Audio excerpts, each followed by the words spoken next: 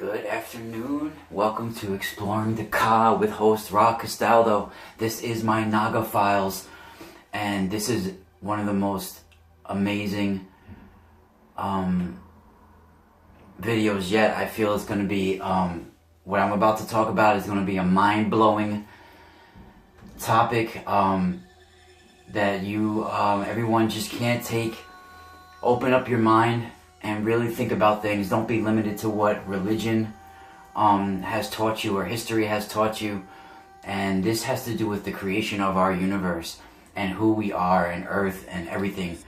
And this ties in with the Naga files, because somewhere along the line, the oldest part of any of us is the serpent. Even the base of our brain is the reptilian part of us. You know, the right at the, the R complex, they call it. It's right, that's the oldest part of us, the instinctual gator roll you to death without a thought. That's who we originally, our oldest components are. And you see, I feel that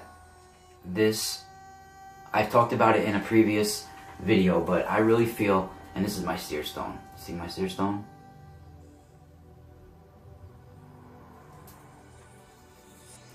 So, I really feel that the creator God, the prime creator, if you want to say, is the universal consciousness of our everything. Everything that is matter, everything that exists is God. That's the God consciousness. That's everything. And there are also, the universe manifested gods to rule, like planets, stars.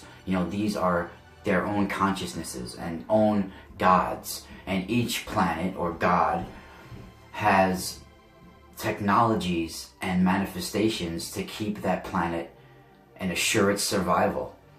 And each planet is a sort of some sort of, has its own experiment going on. And I feel like our planet, Earth, for example, was terraformed by our God consciousness originally. The universal consciousness began to terraform our Earth for the next God, and this terraforming started with little seeds and eggs, like the egg of a serpent maybe, and these eggs are, not naturally, they're almost like a technology for the planet. They're sort of a terraforming. Even some kind of, not only animals or, came out of these eggs, some of them were bacterias and different things to make all of this. You see, this is all technology. Even the moon was brought here as technology. Look at the eclipse.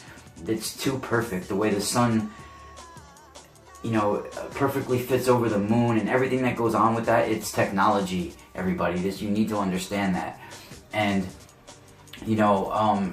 I feel that the first beings here, the serpents, were, eggs put here, terraformed eggs. That's why we see the cosmic egg and these old Omphalos eggs, almost like Omphalos stones even. They're like, they have almost the serpent, the DNA all over the egg, all over it. You'll see it engraved on there. It's all linked to this.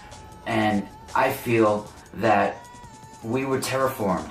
And even, some of the beings that are on our planet now are trying, we are now getting terraformed by technology, and it's a whole different scenario. But I think originally we were terraformed by the universal God consciousness, to start our planet. And this God, if you want to call it Gaia, is the god, or Tiamat. I think originally this planet was called Tiamat.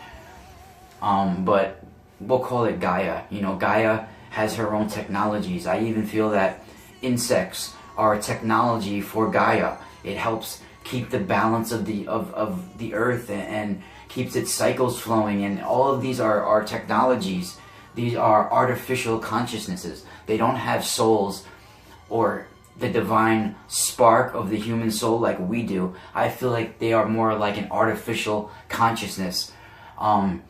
And, you know, I really feel like that, you know, these reptiles were put here, eggs were put here, and some of them were to create earth energies, you know, spiraling, you know, making the ley lines. Some of these eggs would hatch and be weaving itself in the structure of the earth, creating ley lines and earth energies and a grid and a pattern.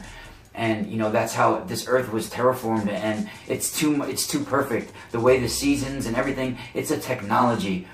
Nature doesn't happen this way. It's too perfect the way everything goes. And the only thing we should bow to as a god is Gaia.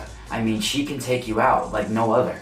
You know, water, fire, wind, all of this shows you its wrath when you take it for granted. You could truly see the power of God, of Gaia. You know, and I really feel like, you know, that this is something we should really look at, you know, that these religions, you know, have really been a prison in astral form for our consciousness. And if you leave Earth, if you would leave our atmosphere astrally and look down at our Earth, you will see prisons around our Earth, rings of prison with cubes inside the rings, and each cube is a prison on this planet. You know, the Mormon Church, the Catholic Church, every it's a cube for our consciousness, you know, and we're locked in it, you know, locked in it, so we can't expand our minds even further until we crack that mold of religion that's, you know, weaved itself into our DNA and our astral forms and our dream times, and it's manifested on the physical plane by locking us down in our consciousness, you know.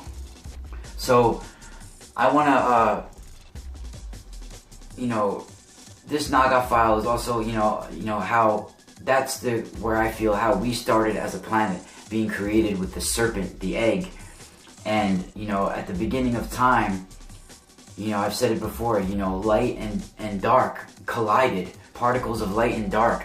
So we are a reflection of this chaos and collision that happened at the beginning of a time. Now everything from then on will be a reflection of that collision, that battle between light and dark.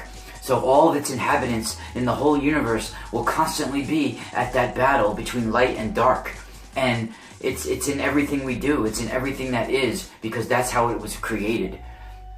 And, you know, to go to experiences in my life to that, you know, as a kid, it's interesting with these Naga or these serpent-like reptilians, because I feel, like I said, the Draco, the true reptilians that were hunting the Lyrans down for the genetic material, and these whole Orion Wars that I speak of, which I will have a whole series of in our videos, trust me. I will have a series of Orion Wars. You could check me out on the Leak Project talking about the Orion Wars, and some of my, one of my episodes of Spiral Radio on themysticalspiral.com. I go into the Orion Wars is there. And basically I feel that the original Draco that were hunting down the Lyrans for their genetic material, that they had some kind of artificial consciousness, that they were, you know, created some kind of manufactured species to be on a programmed mission for genetic material and to run these experiments, you know. And it might have been sent by a planet god like I speak of, you know. And it's interesting because I've had several visions as a kid that tied into, I feel, the Babylon workings, and you know, a lot of these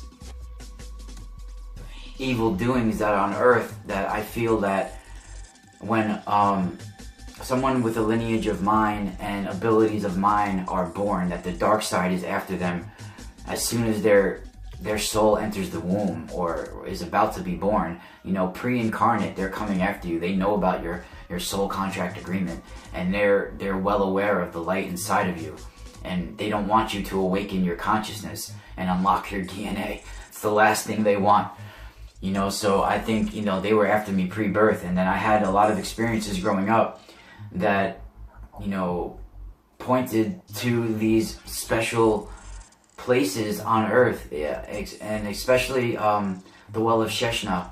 And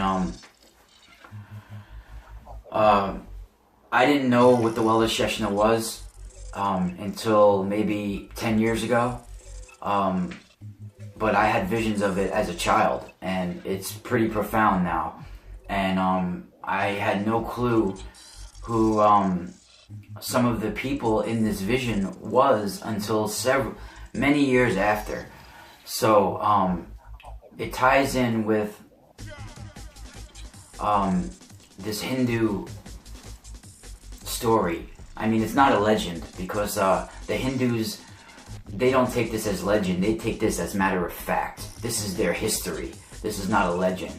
You know, according to the Hindus and the Vedic texts, in the beginning of time, Brahma was the creator, okay? And he appointed the world-size serpent, Shesha, to be lord over all venomous reptiles and creatures and, you know, all amphibious beings with fangs, basically. And Shesha, she, you know, knew of the evil that he knew of the evil that was inside of the reptile, and the artificial consciousness of the reptile. It was created. It was a manufactured consciousness. It's not the divine spark. It was a manufactured terraforming, put here to terraform this planet consciousness. So Shesha knew of this, and he begged and pleaded with the creator God, the God of the universe, the God consciousness, the creator, the prime creator, for some kind of way to amend his life, because he longed to embrace wisdom and not just be lord of the artificial, reptile, robotic-like consciousness. He wanted spiritual wisdom and to embrace a soul. And he begged and pleaded with the gods for some kind of tasks, some kind of mission that they can give him so he can amend and make his life better. So Brahma, the creator, you know, the creator of it all, the universal consciousness, Brahma, gave Shesha the world, the earth, to guard and to, you know, to watch over and to protect. So the great snake Shesha coiled himself around the earth, you know, protecting the earth from all of its malignant influences and bad, you know, elements. And while doing this, Shesha won enlightenment through meditation. And, you know, he appeared in the 4th century AD in Benares, where at this well, this sacred well in Benares, India. And he, you know, he appeared as this guy Patanjali, right? So Patanjali, he you know, is one of the founders of yoga. And if you ever have the book, you guys got to get it. It's called The Aphorisms of Patanjali, and it is like the guide to yoga. So basically, this well of Sheshna is in Benares, India, and it's a well-kept secret. Normal people cannot get to this well. You know, it's hidden underneath the gymnasium. There's a trap door in the back of the gymnasium underneath the rug, and tourists can't go to this well. Normal people can't go to it. They have another well that they show tourists that's somewhere nearby that is the fake one, but the real Well of Sheshna is hidden. And there are only a few known photographs. I have some of them on my website, in my Naga files section of my website. And you know, this is this well is from my vision as a child too. And, you know, this well is in Benares, and it has, you know, like 40 steps going down and 40 steps going up. And at the bottom of the well, because they drain it every few years and do a festival, at the bottom, it's a very secluded festival, a very, you know, and at the bottom of the well, there's these huge doors, these ancient, thousands of years, these doors with the Naga khals, Naga khals are stoned engraving, like stone cobras, like they're warnings and mantras, you know, and so they're sealed with these Naga khals. And beneath the well, beneath these doors, is the underground lair to Patala, which is the netherworld, you know, the lair of the Naga, the lair of these reptilians. So, you know, this reptile netherworld, this Patala, is, you know, their hives, their catacombs, you know, and, you know, this,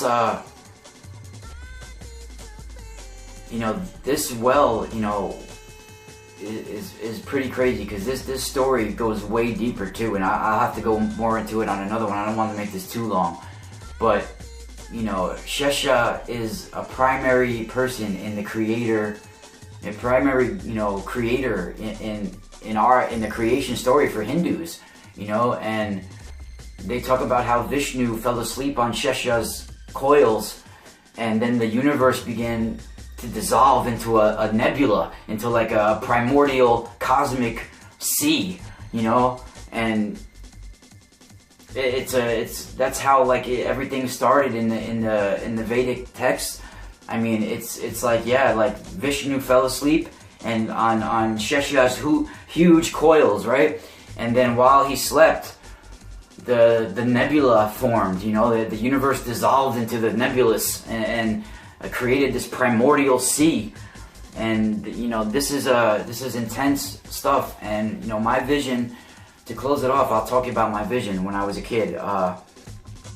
Basically, I was around 11 years old, I think, at the time. It was 2 years after my near-death experience and my awakening, my shamanistic initiation with the Grigori.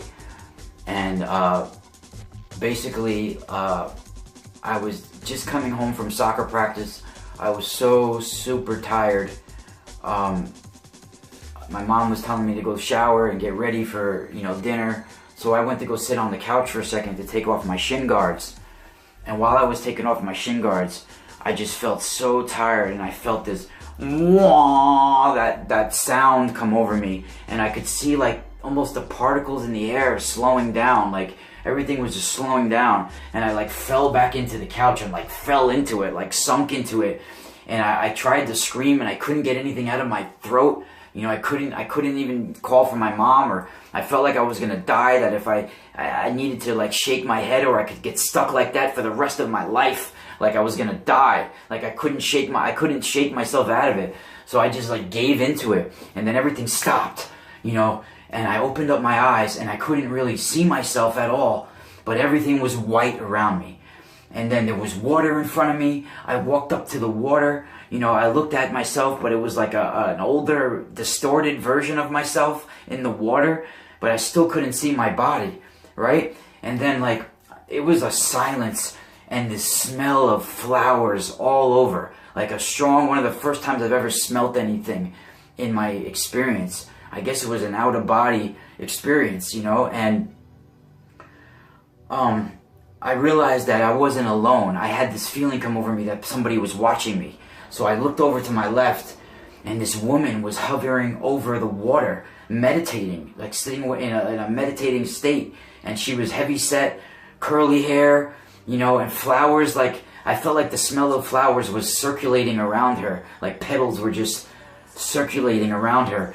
And as soon as I looked at her, her eyes looked directly into my soul, like looked directly into my eyes, and they were cat-like green eyes. Like her hair was curly, you know, pushed back, and these cat-like green eyes. She had a very heavy-set face, and she was sitting there meditating, and a hood like halfway up her head, but you could see her curly hair sticking out of her hood, and these green cat-like eyes. And then I looked over to my other side, and another guy was hovering over the water with a turban on and a beard, right? And then I look up on the walls, because there was these steps going up and down, and everything was white walls and these steps, you know, and it might be the 40 steps, you know, that the Well of Sheshna steps. So there's these steps, but then there's these painted red cobras on the wall. I'm not sure how many there were, but I was looking at the cobras, and as I'm looking at each one, I mean, this whole thing was about 15 seconds, 20 a few seconds, the whole experience. So basically, as I'm looking at each cobra, their eyes are moving, like the inside, and they were painted cobras, painted red on the wall. But inside their eyes, there was real eyes moving and watching me. And later on, after doing research, I learned that these may have been the eyes of the red demon Apophis. You know, he might have been watching me. You know, and there's more of that to come. But I found out that heavyset woman that was hovering over the water on my left, when I opened up the secret doctrine when I got older, that was Madam Blavatsky. 100%. 100% that was that woman, and I feel that there's a lot of connections that I have to her, and that other guy most likely was Kuthumi.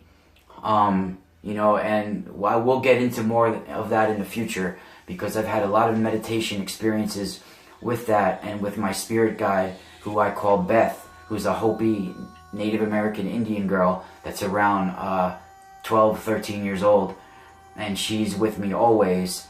And there's more of all this to come.